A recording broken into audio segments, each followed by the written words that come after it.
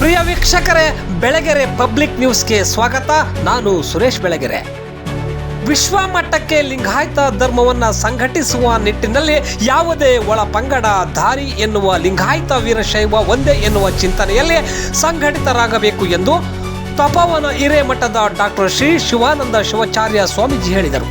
ಚಳ್ಳಕೆರೆ ನಗರದ ವೀರಶೈವ ಕಲ್ಯಾಣ ಮಂಟಪದಲ್ಲಿ ಅಖಿಲ ಭಾರತ ವೀರಶೈವ ಲಿಂಗಾಯತ ಮಹಾಸಭಾದ ತಾಲೂಕು ಘಟಕ ಮತ್ತು ಯುವ ಮಹಿಳಾ ಘಟಕದ ನೂತನ ಪದಾಧಿಕಾರಿಗಳ ಸೇವಾಧ್ಯಕ್ಷೆ ಸಮಾರಂಭದ ಸಾನ್ನಿಧ್ಯ ವಹಿಸಿ ಅವರು ಮಾತನಾಡಿದರು.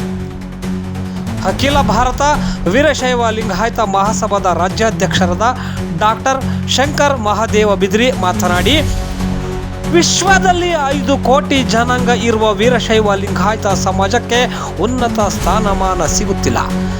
ಕಡಿಮೆ ಜನಸಂಖ್ಯೆ ಇರುವ ಸಿಖ್ಖರು, ಕ್ರಿಶ್ಚಿಯನ್, ಜೈನರು, ಮುಸ್ಲಿಮ್ಸ್ ಮತ್ತು ಬ್ರಾಹ್ಮಣರು ತಮ್ಮ ಧರ್ಮ ಪ್ರತಿಪಾದನೆಯಲ್ಲಿ ಮುಂದಿದ್ದಾರೆ.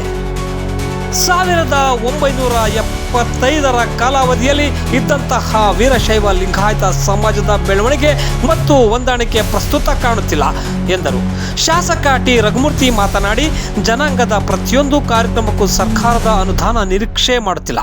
ಕ್ಷೇತ್ರದ ಪ್ರತಿ ಜನಾಂಗದ ಸಾಮಾಜಿಕ ಬೆಳವಣಿಗೆಗೆ ಸಮುದಾಯ ಭವನಗಳನ್ನು ನಿರ್ಮಿಸುವಂತೆ ವೀರಶೈವ ಲಿಂಗಾಯತ ಜನಾಂಗದ ಭವನ ನಿರ್ಮಾಣಕ್ಕೆ 1 ಕೋಟಿ ಅನುದಾನ ನೀಡಲಾಗಿದೆ.